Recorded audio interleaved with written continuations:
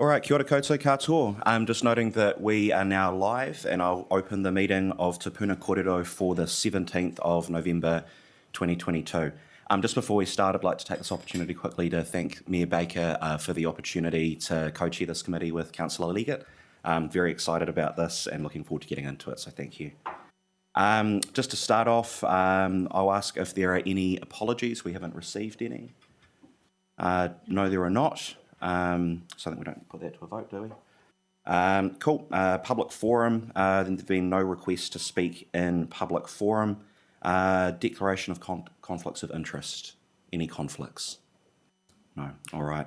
There are no items of extraordinary business, so we can go right ahead and get into the substantive items. Just a quick note, we are going to do item 5.2 first, the proposed temporary road closure, just to get through that, and that way we don't have to worry about time as much for the substantive report on the project report at 5.1. So item 5.2, proposed temporary road closure, I'll move it to put it on the table. Do I have a seconder? Sure. Cool. Councillor Hayward. All right, I'll ask Andrew if you'd like to speak to this. Through the chair, I think it's pretty straightforward, just a couple of temporary events. So I've got the officers here if there are any questions, but I think the report's self-explanatory. All right, Mayor Baker.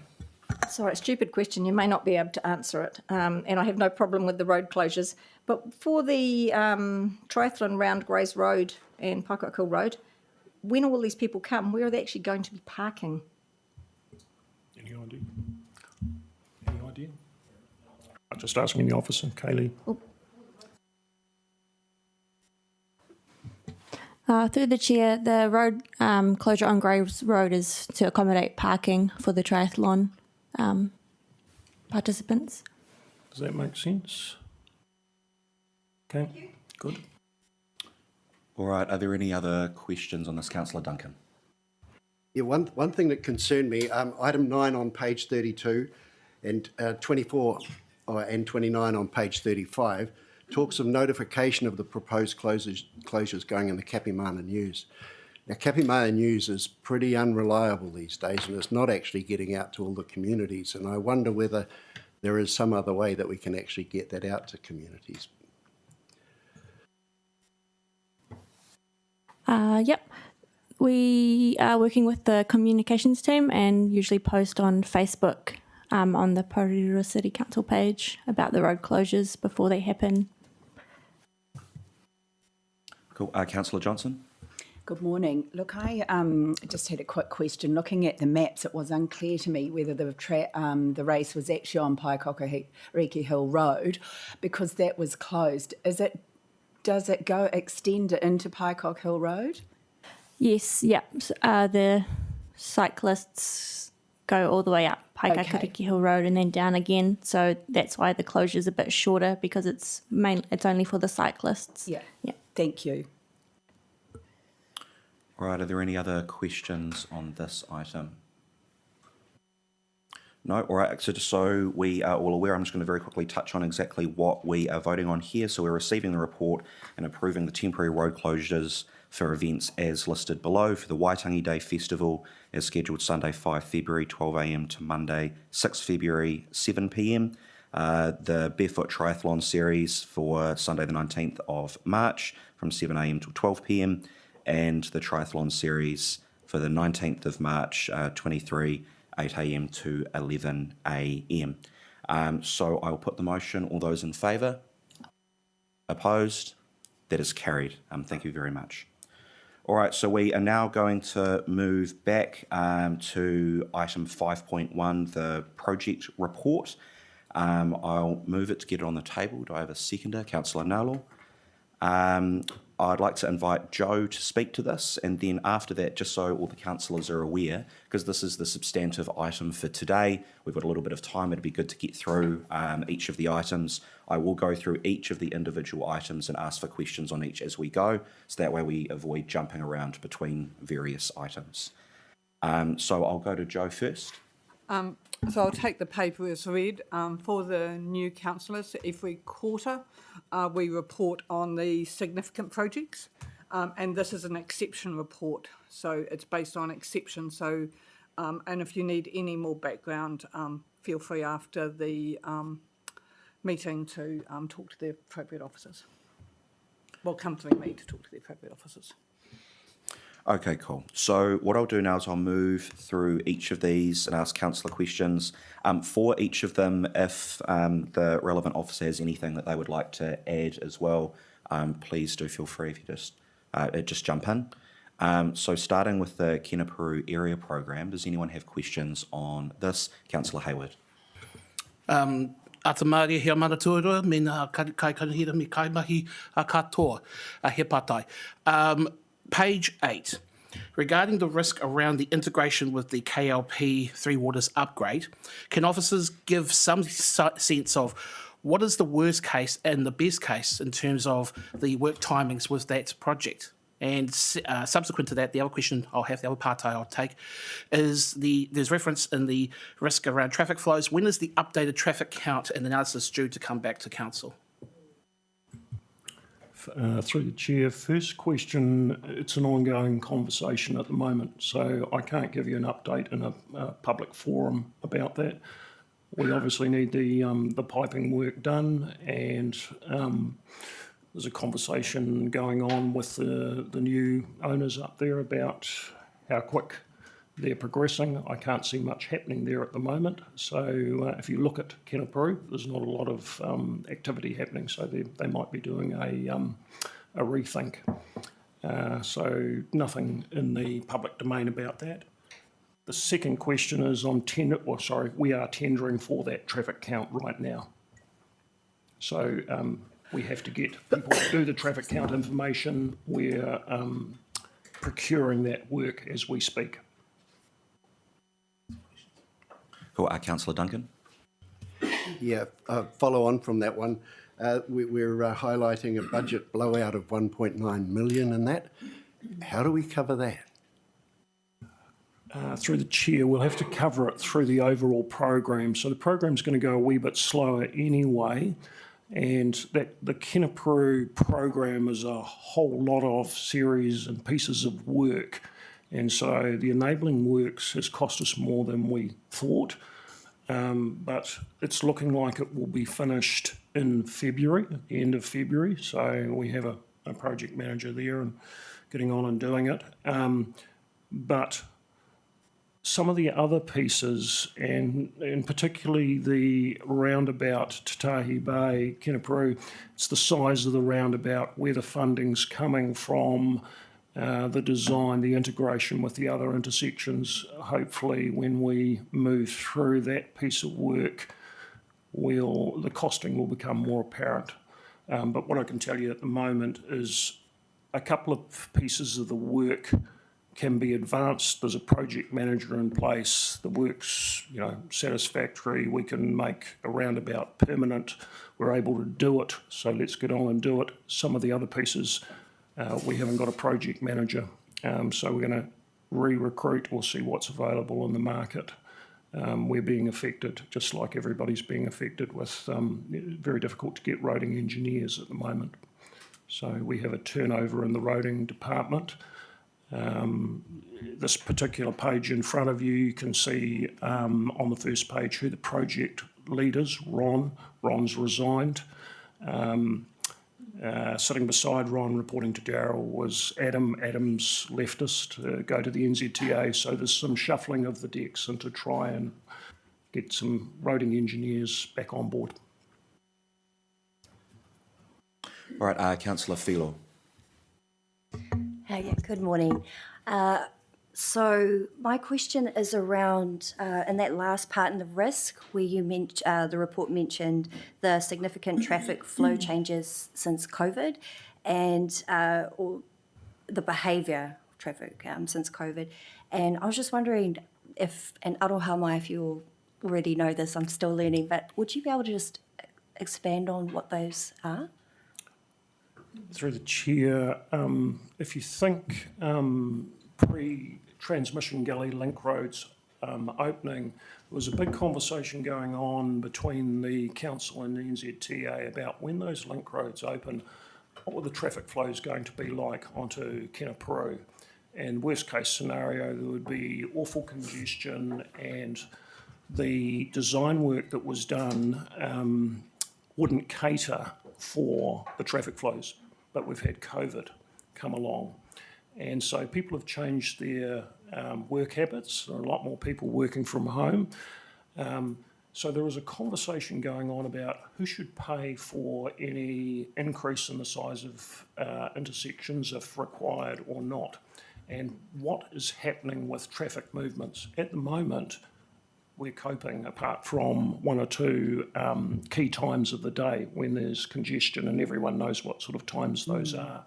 But as the population increases, if the Kēnapuru landing takes off and more people come up there, there'll be more and more traffic movement, which goes back to the modelling and how the system integrates. So it's the risk around that, and making sure we put our best foot forward in terms of understanding what's happening with the traffic movements and having the right design in place to cater for it moving forward. And I guess I just work in there, cycling, walking, everything else that we want along there. Cool. All right, and no other questions on that item, so we'll move to the Eastern Porirua program. Councillor Ford. Thank you, Mr Chair. Page 10, could you please expand on the capacity concerns with Ngati Toa? Is question 1. Pete? Through the chair, I'm looking at Ruben. The Eastern Porirua project, there is some commercially sensitive information that's we're unable to share at the moment, but there are limitations on what they're able to deliver with the resourcing they have with their staffing available. They haven't had a number of staff leave as well, and so there's some pressures on them to deliver at capacity. Okay, thank you. Also, can you remind me what consultation might look like and what timeframes we're thinking of in that space? The Eastern Porirua project consultation, it's going to be over quite a long time. We're still at the infrastructure phase at the moment, so getting to the point where we can start consulting on the housing will still be some time away, sorry. Okay. And further to that, so the engagement strategy that is referred to on page 11 and it being developed, is that likely to extend the time frame and us getting out to our people? Are we? I guess what I'm trying to ask is, are we waiting on that to actually be formed or created before we do anything? We're waiting on some of the commercially sensitive negotiations in the background to be able to go out to consult on what the housing possibilities will be at the moment. At the moment, in terms of community engagement, we've just reset our relationship with Te Pai, the community representation group. That's going really, really well at the moment. And we're looking at ways that we can help resource Te Pai so that they can get out into the community and start building the communities and engagement that they need to do.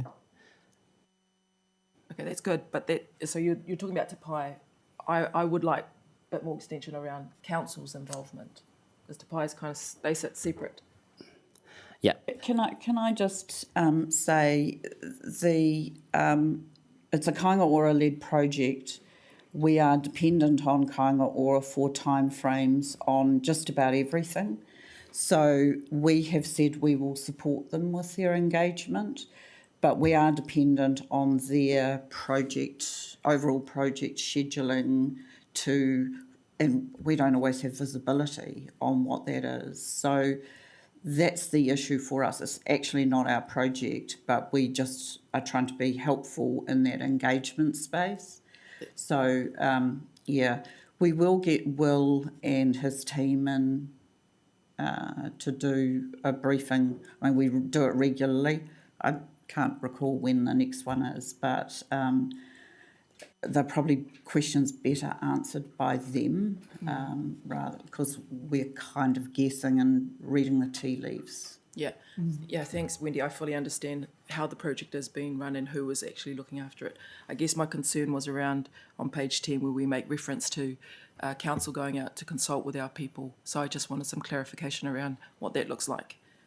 yeah, that's our support role. So, yeah, we are dependent on them for the what and the when, and we've basically said, Ruben's partnerships team is available to support them to do that work. I just make the point also that even though they are running it, it is the local councillors who are being, contacted really on a daily basis around that project. So the more clarity we can get around what council's involvement and consultation is, the better for us, or for the whole project, in fact. A point taken. We get the same thing. People do think it's a council project, even though it isn't. So, yeah. Can I just... Sorry, I've got a couple of other people, and maybe just noting as well that if we need to wait for that next session for when they come in, if we could notify them beforehand that there are some specific questions around that specifically, so that way there'll be fulsome answers prepared, which would be really helpful. I think, is that everything, Councillor Ford? Okay, cool. I've got Councillor Hayward, Councillor Wehapi, and then Councillor Johnson. Kia ora no. Page 10.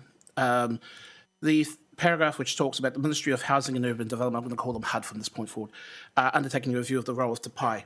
Are officers able to give some certainty that what, in my opinion, appeared to be a compromised Te Pai in its establishment is now possibly going to be replaced with something, and is that something also potentially to be nothing, which would remove the community's direct accountability to the success of this project, or reviewing the success of this project? Through the chair. We've had some robust discussions with MHUD and Kāinga Ora and Te Pai. It seems unlikely that Te Pai would be replaced with another structure, but the term for the members on Te Pai is up, and so there is a discussion about enabling the group who are on there now to continue in that role so that they can be more active, because over the last few years of their first term, the majority of the work has been underground infrastructure, so they haven't had an opportunity to really get out into the community to talk about the actual housing. And so that's the discussion right now around whether we retain the same board members. He pātai anō. With regards to the last risk, with regards to community engagement, and it's quite, if you read between the lines, it sounds like it has not gone well. So I'm just going to ask, who holds the pen on this project? Is it Te Aranga, or is it Porirua City Council, or is it Kāinga Ora, in terms of how they're going to develop this engagement strategy? Through the chair, this is, as Wendy, our CEO, mentioned, this is a Kāinga Ora project, but because we are the community face, as Councillor Ford mentioned, our team is very keen to assist, and so we've offered Te Pai to help with resourcing in terms of creating that engagement and that consultation, because a lot of the members on the board, even though they do have organisations in the community that they are part of and they represent, they don't have time and resources themselves to do the consultation work. So we have offered our partnerships team to take on that role once the information from Kāinga Ora is available for us to begin that consultation process. He pātai anō. So can I get some clarity from officers as to how long this engagement strategy is going to be taking? Because we all can have lovely kōrero over and over and over again. And I hate the phrase, but it does come to the front of my head. A lot of hui, not a lot of dui. Through the chair, we, as Wendy mentioned, feel that sentiment. We understand it. We have the same communities approaching us with those same exact questions. We were hoping to be able to get out to our communities to begin that consultation already. But the information that we require to go out has not come to us, and we're not able to share that or consult on it yet. So it really is a Kāinga Ora project, and we'll do what we can when that information becomes available. So I'm unable to give you a time on that yet, sorry. Kua mutu aku pātai. I'm done on this take. Cool. Thanks, Jeff. Councillor Wehapi.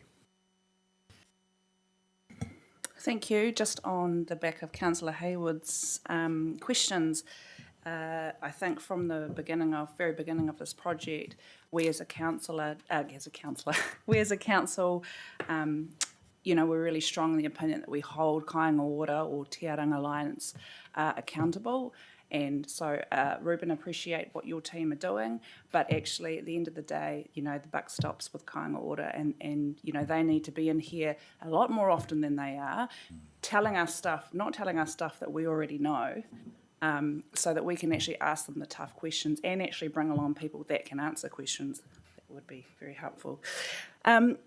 Just in page number 10, placemaking, the Waitangiroa Town Centre concept plans, can I just ask if the owners of that mall are going to be involved in that process? Through the chair, the plans for that space are very concept at the moment, so there has been no commercial negotiation with the owner. There has been members of Kāinga Ora have spoken to them and have approached them about potentially developing that site, but a lot of that information is commercially sensitive between them and Kāinga Ora. But at the moment, there isn't actually any money right now to begin any development on that space, so the designs are very concept at the moment. One more, thank you. The second one is just that community hub, and really looking forward to those options coming across the table. I just wanted to check the funding. Obviously, we have 8 budgeted in the long-term plan for this. Do we know Kāinga Ora, if Kāinga Ora are going to be sharing the cost of that, and if so, how much have they indicated that they would be putting in?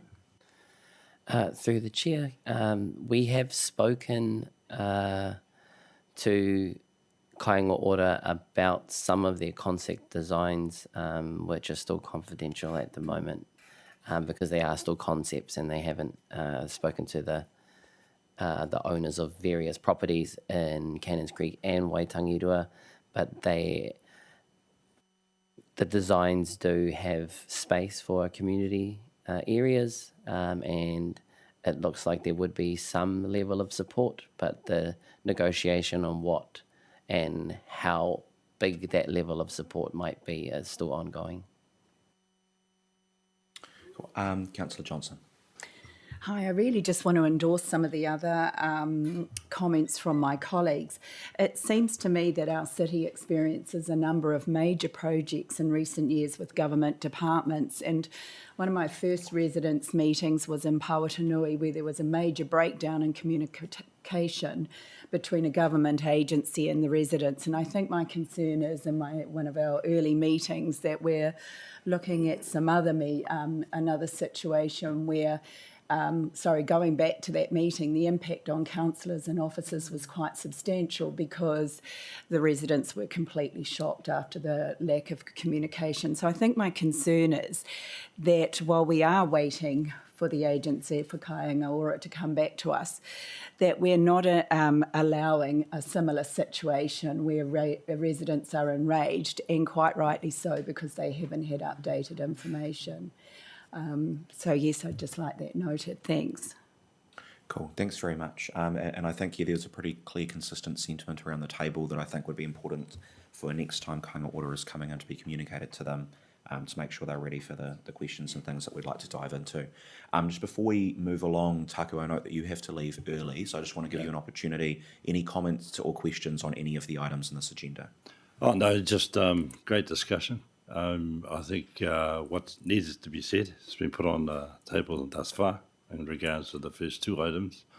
But what I just wanted to raise was this our second meeting, and we haven't opened our meetings with karakia.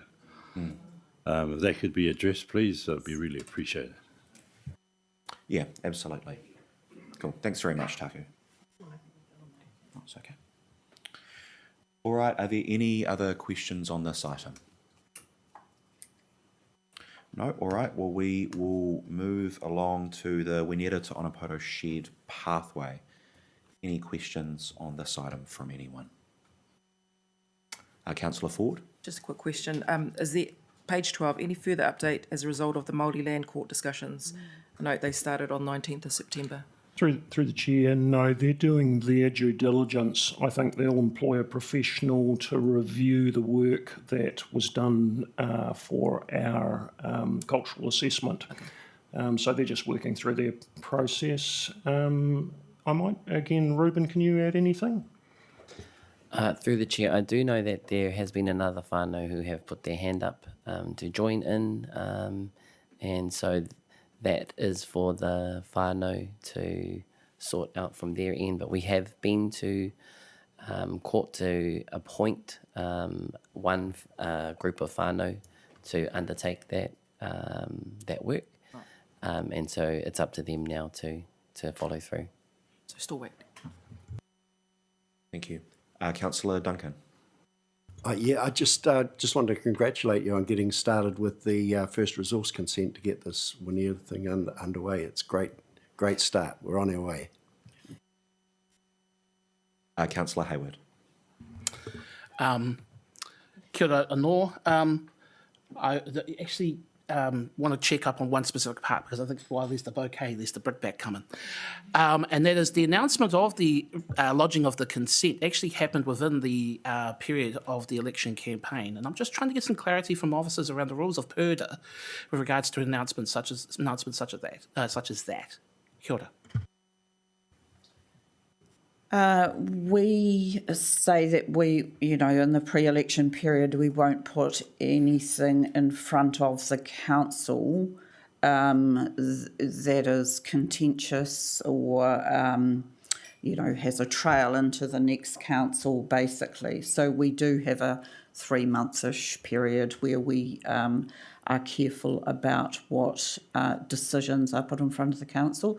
Operational issues like resource consents and tenders going out, etc. We don't always have the control over those anyway, many of those activities. We don't stop business completely during that period. So it's the decisions that are put in front of the council that we are careful about. Was that an issue, Councillor Hayward? You've answered my question. No more questions, Mr. Chair. Yeah, Councillor Ford. Sorry, just one further question, just trying to decipher my notes. Page 13, there is no cost that has been put on there, but with the additional, is there an additional cost that, and if there is, what might that cost be associated with if there is a notified consent? Through the chair, I think we had figures in front of you before that if it's notified, it gets into sort of 100,000 plus. If it's non-notified, we were sort of at 30 or 40. Okay. So it's a Greater Wellington Regional Council process. You have to have commissioners, you have to have public hearings, etc. So you go through that whole process. And also we have our consenting people involved because it's a 2-stage consent. So earlier material that's in the public domain, we did talk about that difference and why we were trying to make a really robust application so that we think everybody's been talked to about it and had an understanding. All the information's out on the website about the first stage of the consent, and we're just in a process now where the Regional Council have received our application and are starting to ask some questions. And we're responding to those questions. No other questions on that item? All right, in that case, Councillor Thelo. Good morning. Just wondering about the additional funding, if you had any updates from Waka Kotahi.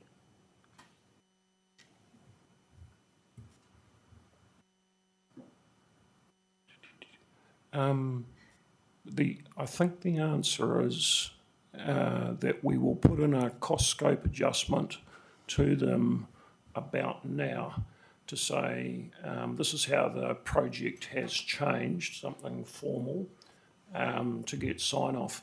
Informally, they're right on the loop, in the loop. Their officers are understanding exactly what's happened and they've been kept abreast of the thing, the project, and my comments in these meetings previously in the public domain is everything I'm seeing as a government, waka kotahi, shared paths, cycleways, they're interested in this sort of stuff. So I remain optimistic.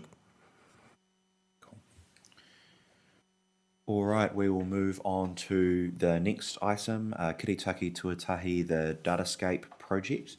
Are there any questions from anyone on this? No, any comments, Joe, or everything's in the report? Cool, perfect. All right, we can move along to the next one then. Transmission Gully Porirua Link Roads. Mayor Baker. Do we have any update on the Silverwood that actually can be shared, or is it says October, but I've just sort of wondered how it was going.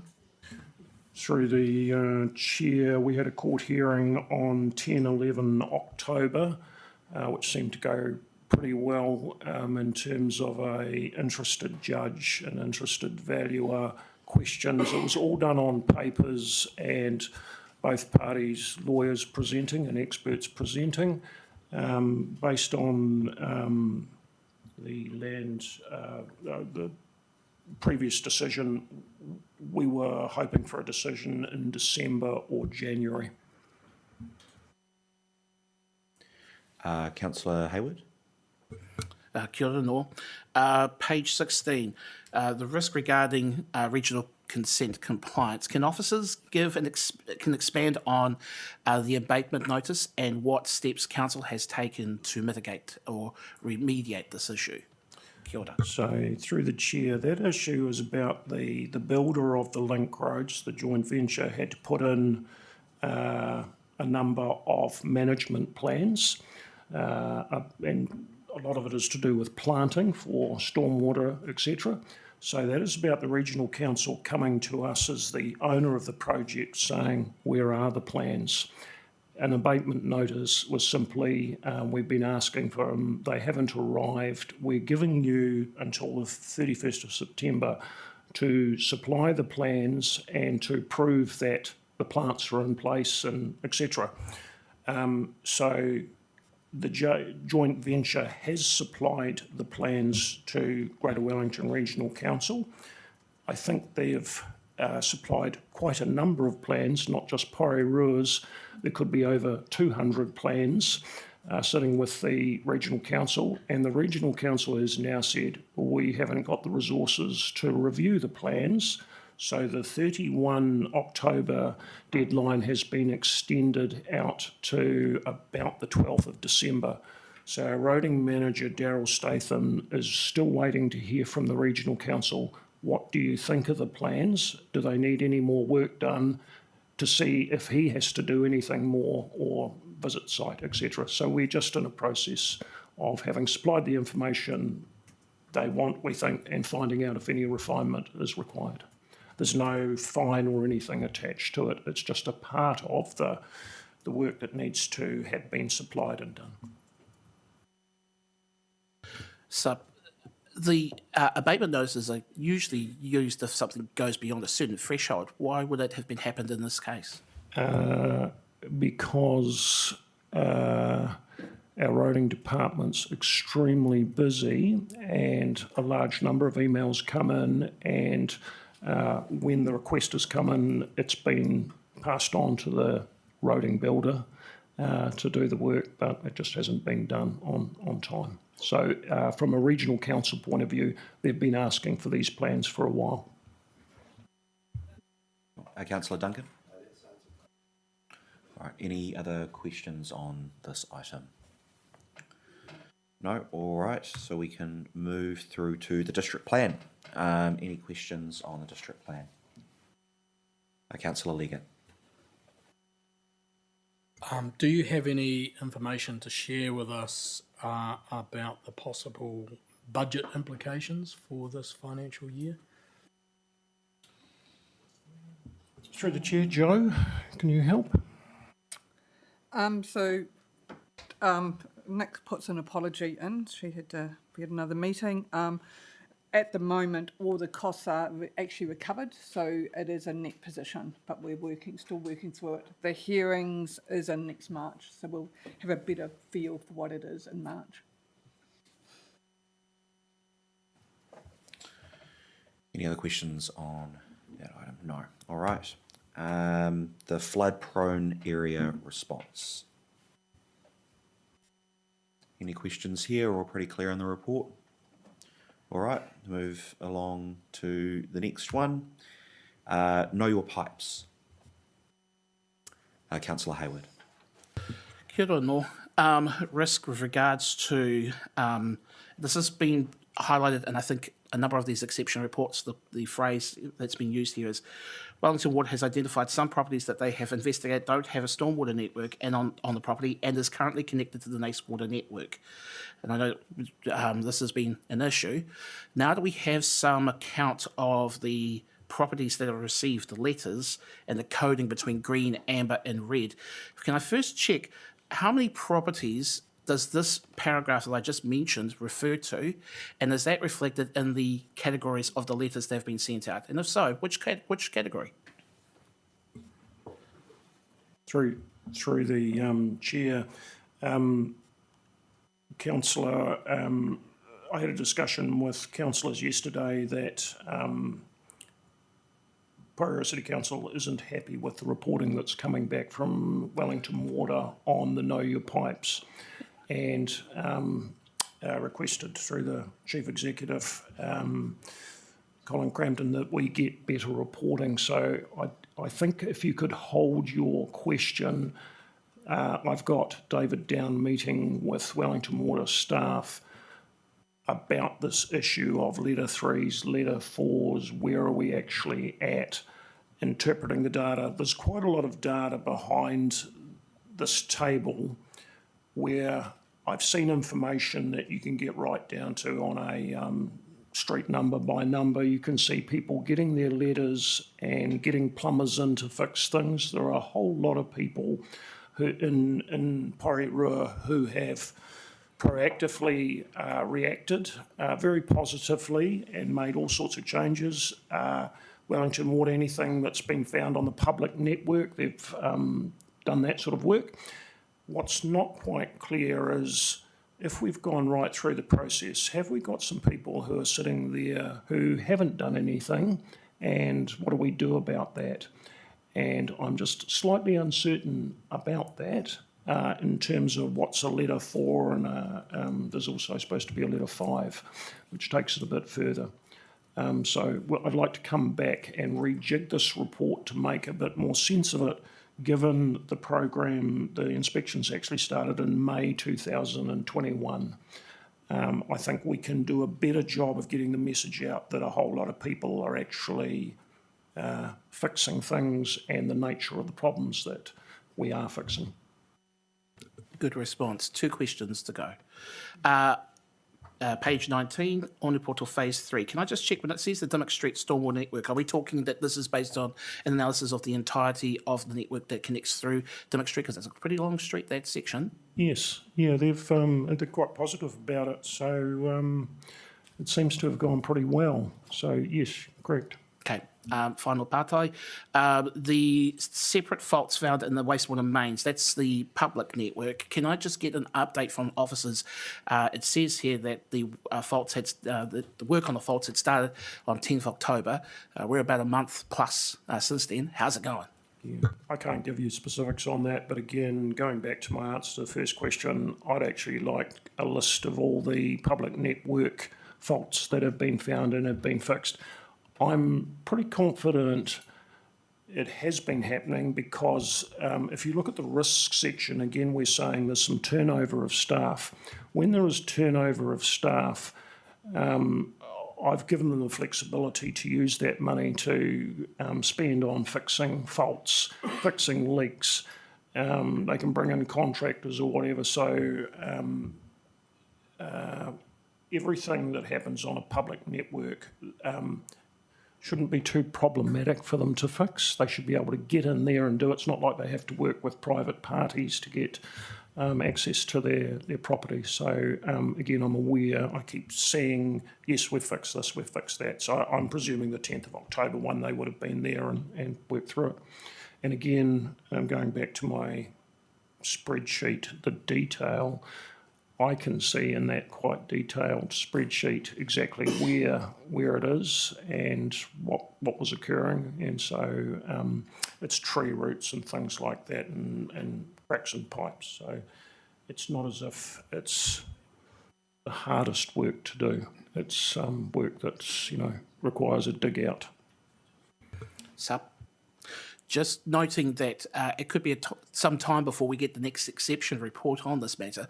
Is there any possibility that the issues that have been raised with regards to my questions actually be furnished in an email to councillors sooner than that date? Through the chair, I'd like to say yes, but we've been doing this now for quite some time, and I'm still struggling a bit with it in terms of, when I spoke to Colin Crampton, I said, I want to put my best foot forward. It's $250,000 of ratepayers' money, so it might be that they need to find someone in Wellington Water who nuances the information. There's a lot of information there just to tell a story. I'm not sure how quickly that will happen, so I may need the breathing space, but I'm committed to try and tell a better story about what's actually happening. Mayor Baker. Sorry, I probably should have asked Wellington Water yesterday when the briefing, but it's a follow-on from Jeff's. I thought when we did the Knowing Your Pipes, we said that if people didn't do it, and they were on letter 4, and sort of 6 months down the track on some of these, that we would go in, Wellington Water would go in and do the work and bill the people. Did we put a timeline on that? Because I thought we know we've got residents who can't afford it, and we've had this discussion before. But can you remind me if we put it into what we approved? I'm looking at Joe. It was 3 months from when they were notified of the issue, and if they didn't put it right in 3 months, that Wellington Water could go in and do it. The issue we did have is our mechanism through the Triple CFA is we can't lend, and we've got a standard contract now that would be, we can't charge interest or anything like that. We've got a standard contract that they could come back and pay it off instalments. No one's come yet and applied for that. Okay, so follow up from that. Can we go back to Wellington Water then? Because if some of these at 6 months, they should have been fixed 3 months ago, and we still have sewage coming out. Maybe Wellington Water don't realise that that approval was there. Yeah, through the chair, this is the exact issue that I need clarity on, because Joe has said no one has actually applied for funding. In my spreadsheet, I can see one party that Wellington Water says wants to apply. It's how you get into the apply. But this whole issue of if you've found sewage flowing on private pipes, you can't have just left it for months and months and months. You must have actually gone in there and arranged to do the work with the pipe party. That's what I want clarity on. It's just not visible to me. And so I'm not sure that we've got a huge problem out there. We haven't got people knocking at the door of the finance department needing help. And one of the questions I've asked is, from my experience in other parts of the country, some of this work can be done very cost effectively. And when we had a conversation, we were talking, what happens if the bill's thousands and thousands of dollars? I think a whole lot of the people who have proactively done work, it actually hasn't cost them thousands of dollars. It's more a couple of $100. And so I just want to, we'll report on that and give clarity on that matter. Okay, my follow-up to that would probably be, is it written in the letter that they're receiving that they can actually have it funded? But yeah. Sorry, there are a series of letters, and certainly as you get to the end of the chain, we're making that quite apparent. Right, Councillor Johnson. Hi, I just want to, thanks for clarifying that there are instructions in the letter for funding these issues or managing them financially. I think it concerns me that we heard the other day, was there a 35% water loss in the city, and in the meantime there's 4 letters going out, and we're observing there doesn't seem to be a need from household owners to seek monies to fix the problem. And it just concerns me that we're making a lot of assumptions. We know there's quite a serious problem there, and we're making a lot of assumptions, and I almost wonder if there needs to be follow-up in some way, because not everybody reads the letters, not everybody is up to filling in applications and following processes. So whether it's Wellington Water or us, I think there's opportunity for more discussion to activate people. My neighbour, for example, has had a water leak for over a year, and it's just risen again recently, and it concerns me. Everybody is working hard to fix these issues, and yet we've got some problems with people either sticking their head in the sand or just not knowing how to address it despite clear letters. Yeah. All right. Sorry, can I just That's point all we out, these are 2 separate issues. What we're talking about here, know your pipes, is wastewater. Right, you were talking about water leaks, which is a separate matter, but your principles of what you're saying are understood, but they're just 2 separate. Thank you. I would just point out that Wellington Water has said that, given that they're on a property, if they see a water leak, they will advise the property owner about that as well. So it's part of their leak program now to do that. I understand so. Right, any more on this item? No? All right, thank you. We'll move on to Central City Wastewater Storage, starting with Councillor Wehapi. Thank you. I just have a question, and I'm pretty sure everybody else got this question as well, regarding the height of the bridge there. So the height at the lowest of the bridge apparently is supposed to be 190 centimetres tall, or high. And I just want to know, is this a risk to the public, cyclists, tall people walking under that bridge? Because we actually received a complaint from a resident, an email from a resident this morning, and he's 180 centimetres tall, can barely get under that bridge there. And do they plan to drop the concrete down to accommodate that? Through the chair, I was not aware of that. Could you send through the details and we'll inquire? You're talking about... You might need to go for a walk. You're talking about the underpass. Correct. That has been there the whole time, but you're obviously saying that the level has been... So the bridge that they have built on top of it is low. Oh. Okay, no, we'll investigate that, thank you. All right, I've got Mayor Baker and then Councillor Waddle. Mine is probably a similar question, sorry, Andrew, and it's more probably operational. The crane that's on site that they're using, that they have to switch from one side to the other, the cost to do that each time, like, is it not cheaper to hire something like $900 moving that, or $700 or $900 to move it each? I'll inquire, but But probably it just seems, not. Yes. Thank you. Councillor Waddle. Kia ora. I note that the contract is shortlisted at the moment. Once that's awarded, when should we expect to see it completed, the tank? Okay, so thank you for that question.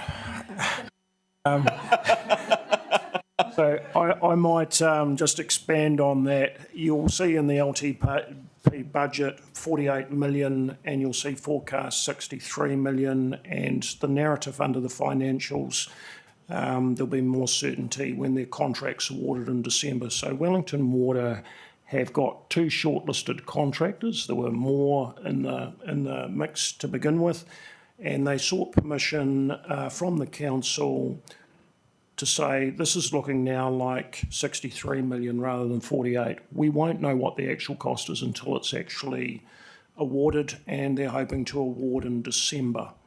And then building or construction would start in February, if that is the case. So that's February 2023. According to the LTP, they should be finished on the 30th of June 2024, but it would be looking more like late 2024 at the moment. So it goes into Entity C. So this council would be building the tank over the next year and a half, 2 years. Does that make sense? 2 years. Good. And the only other thing I thought I should mention is I thought it'd be sensible, talking with the Chief Executive, if we did a report to our December council meeting seeking formal sign-off on the increased budget. And you understand, again, Wellington Water will just have to reprioritise, but I think I'm clearly of the view, and I'm sure you are, this is a central pillar of their strategy to retain sewage within the network rather than letting it get into the harbour. So it's essential work. All right. No other questions on that item. Thank you, Andrew. I will move through to the Parimata to Porirua wastewater trunk main upgrade. Any questions? Councillor Hayward. Yep. Apologies. No worries. Okay, well in that case we can move straight through to long-term plan 2021 to 51. Councillor Hayward. Take two, kia ora no, hea mana tuarua. Page 23, Moana Court sale. Next month, preparing information for Ministry of Housing and Urban Development. Good old HUD again. Can I get some clarity from officers as to why HUD have to be communicated at this part of the sale, considering that this is likely to be a sale to either a Crown entity or a community housing provider? What's the rationale behind that? One of the issues that has become clear as we sell to, under the recommendation we are to sell to a community housing provider, is that income-related rents will not travel with, the existing tenants will not be eligible for income-related rents because we are not technically a community housing provider. We are seeking to see if there's any way through that, because that is a sticking point for the organisations that have tendered. That is an issue because we have committed to less than market rent. If they take them on with existing tenancies in them, they are not eligible to get the top up from the government. So that's a bit of a sticking point, and we'd like to find a way through that. And I'm not sure if we can, but that's what we're talking to HUD about.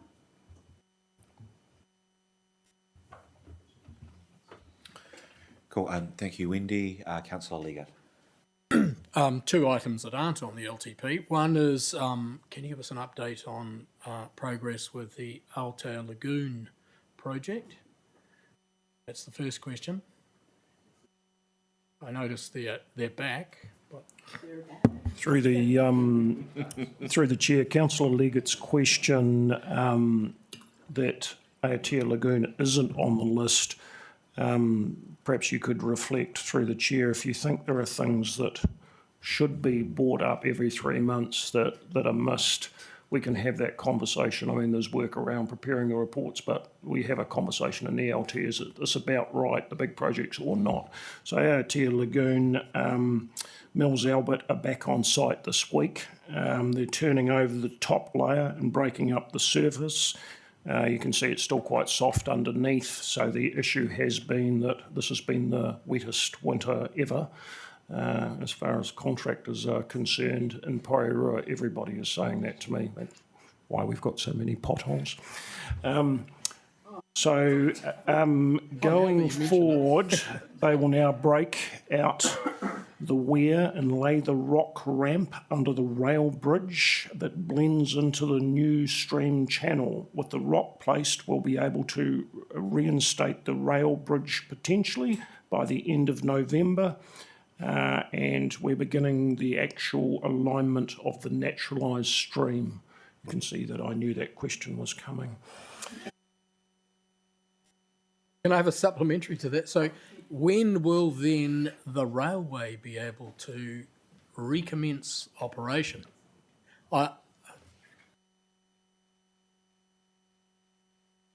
Yeah, through the chair, it's going to be in the new year, obviously. The way we're going at the moment, it's taken longer than we would like. Okay. And the second question was, and maybe I'll just flag this for the next time around, you don't need to answer today, and that would be progress on the Papakowhai, Whitford Brown lights. In terms of, you don't need to answer now unless something comes to mind, but I apologise, I should have flagged it earlier in order for that to be reported. But next time around. Yeah, look forward to reporting on that, and we have some good news in that respect to report on. All right, Councillor Ford. Yep, and then Councillor Filo. Okay, cool. So page 24, I noticed there's a reference to a budget being set aside for a mural and graffiti wall for the LGBTIQA, but there's no figure that's attached to that. Can I get a figure for that amount, for that? Through the chair, Ruben, do you know? No, we don't have a budget attached with that yet. We'll likely have to get some funding for that one there, and also it's going to be relative to the artist that we choose and how much they're going to charge for that. Okay. So we're just beginning that process now. Cool, because that then flows on to my next question, which is how do we ensure that we get local artists included in that whole process? Through the chair, we've started a arts committee that has primarily internal members and one Ngāti Toa member on it currently, just as a way to begin that process of making sure that we do have a criteria that represents our community, but also make sure that we have good art in our community. Okay, te pai. Cool, thank you. Councillor Filo. Kia ora. CBD parking, just a question around the budget. Wondering why it's gone up, 3 times. So from 150K to 450K. Well, the forecast. Can you expand on the forecast? I'm sorry, which report are we? First Page 23, the top one. Unfortunately, Nick's not here. Joe? The issue with the budget, the forecast, was actually the revenue that we actually lost in this financial year, because the LTP had it starting early. I mean, I think that number is the same number as the revenue lost, the 450. Cool. All right, I think that's all the questions on that item, so we can move along to the climate change program. Councillor Hayward. Kia ora no. 2 questions. First of all, page 26, offsetting Porirua City emissions through carbon capture. This might be the first time I've actually seen it in the report talking about carbon capture. Can councillors just give a flavour as to what that would mean? I noticed that there has been some investigation of opportunities. Can you elaborate? Sorry, Nick is not here. I'm going to have to get a response to you via email. Okay. Through the chair, I would note in terms of carbon capture, was a recent question to Colin Crampton about what Wellington Water was doing about carbon capture. It's not in their LTP budget at the moment. The unconstrained CapEx funding that Wellington Water is preparing for the councils, for Porirua City Council, Wellington Water will have populated that unconstrained list with carbon capture initiatives in the water space. And they're now working on their unconstrained OPEX list. So that's them saying Porirua's affordability is at this level and we've agreed that, but there's some extra stuff we'd like to do. Carbon capture is in there. And they've talked about trenching techniques that use less carbon. If you pipe burst rather than dig trenches, you cut down on the amount of carbon. That side of the business is going ahead, but within the shop, I'm sorry, I can't update. I'm obviously aware of landfill initiatives, etc. But the second part, Tai, is, and you kind of alluded to it in the last bit of your response, but can I just get an understanding, why would something like looking at our organic waste as it currently sits at the landfill as a major source of our greenhouse gas emissions, and we are our work streams that we are doing in that space, even if it isn't likely to come up into the long-term plan around diversion of organic waste, is not incorporated into this exception report at this stage. if you go a bit further in the report to, I thought we might be coming to perhaps we're not, Resource Recovery Network report. That's where I'd pick it up. My understanding is that that's in regards to construction and demolition waste, not organic waste. Yeah. So I'm sorry if we're, in the different spots, but my understanding on organic waste, if I just take the opportunity now, we're clubbed in with 2 or 3 other councils. We've got a consultant investigating for a cost of about $157,000. They'll be coming back with a report to the councils about where we're going with organic waste in terms of keeping it out of landfills. The government is signalling they want to do something in that space. The starting block is businesses, i.e. restaurants, supermarkets, things like that, before you get to curbside organic waste collection. But we want to keep organics out of the landfill because they create gases. So we're positioning ourselves at Porirua City Council that we want to take advantage of any MFE government funding as long as the business demand for however those that organic waste is processed isn't a risk to Porirua ratepayers.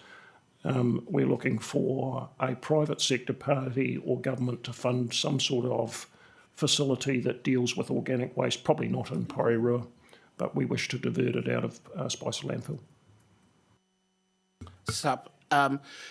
Noting the response from officers regarding the potential impact to ratepayers, officers are potentially aware of the potential benefits offsetting the opportunity cost of the ETS charges that we currently pay as a council for the emissions that we are currently having, and using that as a basis to fund any diversion projects as a local leader through council directly.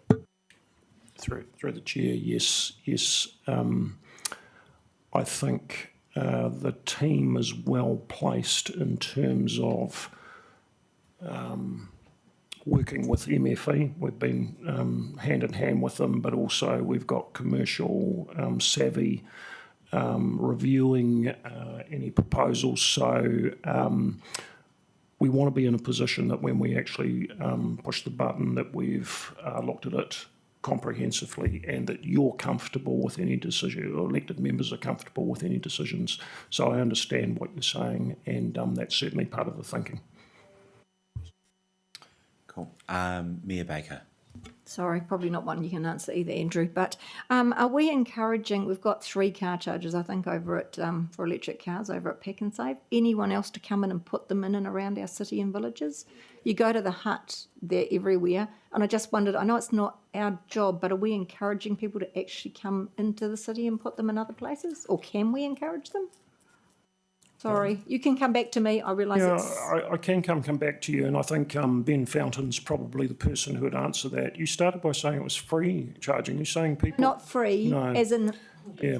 the electric charges are over at Pack and Save. They used Yes. to be in the city here. And Yeah. we do have people who come from Masterton, Yeah. the ex-mayor obviously, and there's not many places that she can charge her car in Porirua. So when Great. people come here, there's nowhere Correct. for them to So do it. I think I know it's not our problem. charging stations will grow throughout New Zealand. There's conversation about how you, what sort of car you have and how you hook in. I mean, you will have all heard stories. I bought an electric car and the electrician has told me it's $3,000 to charge it in my garage. If it's a Mitsubishi, I can plug it in, but if it's a Ford Escape, I can't. So where I come from as the infrastructure manager looking after your roading network, if someone wants to put electricity charging stations on our car parks, I think they should pay a lease to the council. I don't think we should do it free of charge. Some councils have done it in libraries and things like that, free of charge to encourage it.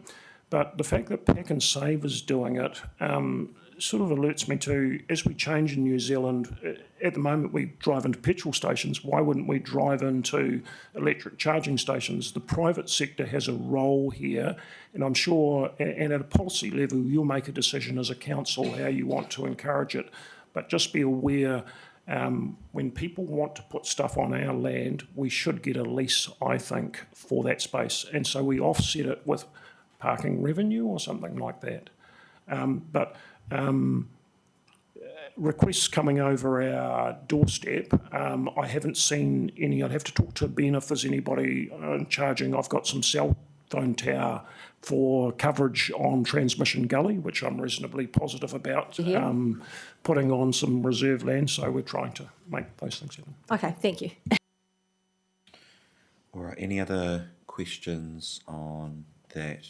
No, okay, cool. I will just note quickly, looking down at the other climate response projects at the bottom, page 25. Really good to see specific reference to focus on a just transition to a low carbon future, and noting community engagement scheduled for February, March next year. Is it likely that we'll have a specific paper on this before that goes out for community engagement or a workshop session? It's here. Nick says a work program's being finalised and will be in council in February. Cool, thank you very much. All right, we can now move along to harbour and catchment. Councillor Hayward. Kia ora no. Page 27. Actually, just to note very quickly that the section about Ngāti Toa and Porirua City have met to discuss an approach to developing an accord is a very welcoming sign. Any updates on that would be warmly appreciated. My pātai, however, is regards to regulatory and enforcement. Can officers disclose, has there been any investigations of potential breaches of our existing and recently updated trade waste rules? That's also a Nick question. She won't be given leave to not come to one of these meetings yet. So I will check where we have got to with that, Councillor. Excellent, thank you. No more questions. Any other questions on this item? No? All right, well, we can move along to the resource recovery network, which I'll note is all green on the traffic lights, which is good to see. Any questions on this from anyone? No? Cool. Can move along. I believe that is the last item. So, yeah, one last chance if there was anything that anyone missed. Final questions? No? All right. So in that case, just as a reminder, all we are doing here is receiving the report. There aren't any decisions that are being made. So that's the nature of the motion. So we already have a seconder, so I will put the motion. All those in favour say aye. Opposed? Carried. All right, well, that's everything. In that case, I will close the meeting at 9:38 a.m.